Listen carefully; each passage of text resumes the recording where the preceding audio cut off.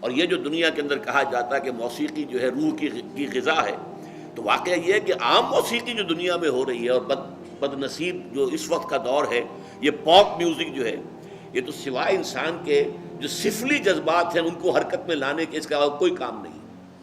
پرانے زمانے کی بھی ایک موسیقی ایک ہوتی تھی جو سنجیدہ ہوتی تھی، اس میں یقیناً یہ ہے ایک بڑا فرق میں آپ کو بتاتا ہوں۔ پچھلے زمانے کی موسیقی سن کر آدمی کا یہ سر جو ہے یہ وجد میں آتا تھا، آدمی جھومتا تھا سر کے وجد کے ساتھ۔ آج کی موسیقی میں پورا انسان کا نچلا جسم جو ہے وہ دھڑکتا ہے، دھڑکتا ہے اور چلتا ہے، دوڑتا ہے۔ یہ انسان کے سفلی اور گھٹیا اور نچلے جذبات کو حرکت میں لانے والی شے ہے۔ لیکن قرآن مجید کی موسیقی، زین القرآن باصواتکم من لم یتغن بالقرآن فلیس منا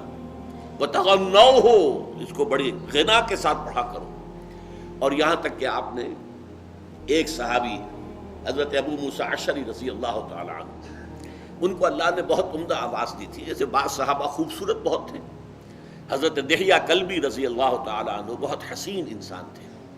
چنانچہ حضرت جبرائیل جب انسانی شکل میں آتے تھے تو حضرت دحیہ کی صورت اختیار کر کے آتے تھے، دحیہ کلبی۔ اسی طرح صوت جو ہے، صوتی آہنگ اور اچھی آواز، یہ اللہ تعالیٰ نے حضرت ابو موسیٰ اشعری کو عطا فرمائی تھی۔ تو ایک مرتبہ حضور رات کو گشت پر تھے، آپ نے دیکھا حضرت ابو موسیٰ اشعری کے مکان کے قریب سے، مکان کیا ہوتا تھا، حجرے ہوتے تھے چھوٹے چھوٹے سے، وہاں یہ تھوڑا ہی تھا کہ اب یہ اتنا بڑا باہر کا کمپاؤنڈ ہے، پھر اس کے اندر جو ہے وہ کوئی ڈیوڑی آئے گی، پھر چھوٹے چھوٹے حجرے تھے۔ تو حضور حضرت ابو موسیٰ اشعری کے حجرے کے بعد کھڑے ہو کر قرآن سنتے رہے۔ وہ قرآن پڑھ رہے تھے رات کو تہجد میں، اور جس کیفیت کے ساتھ پڑھ رہے تھے تو حضور کافی دیر تک کھڑے ہو کر سنتے رہے۔ پھر اگلی صبح فجر میں جب ملاقات ہوئی تو حضور نے تحسین فرمائی، یا ابا موسیٰ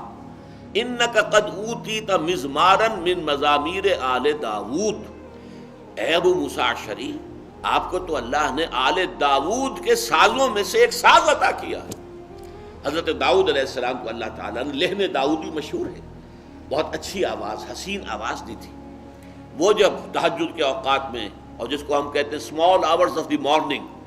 یہ صبح کے 3 بجے 4 بجے 2 بجے جب وہ اللہ تعالیٰ کے حمد کے ترانے جو ہیں الاپتے تھے، تو قرآن مجید کی گواہی یہ ہے کہ پہاڑ بھی ان کے ساتھ وجد میں آ جاتے تھے اور پرندے بھی ان کے ساتھ آواز ملاتے تھے۔ یہ تاثیر تھی لحن داؤدی کی حضرت داؤد علیہ السلام کے پڑھنے میں۔ تو حضور نے فرمایا جیسے اللہ تعالیٰ نے حضرت داؤد کے گلے میں ایک ساز رکھ دیا تھا، وہ ساز کوئی باہر کا ساز نہیں ہے، بلکہ وہ گلے کے اندر ساز ہے جو اللہ تعالیٰ نے بہترین آواز دی ہے، خوبصورت آواز دی ہے، ایک غنا والی جو ہے غنائی آواز دی ہے۔ تو جیسا اللہ تعالیٰ نے یہ مزمار عطا کیے تھے آل داؤد کو، اے ابو موسیٰ تمہیں بھی اللہ نے انک قد اوتیت مزمارا من مزامیر آل داود، آل داود کے سازوں میں سے ایک ساز اللہ نے عطا کر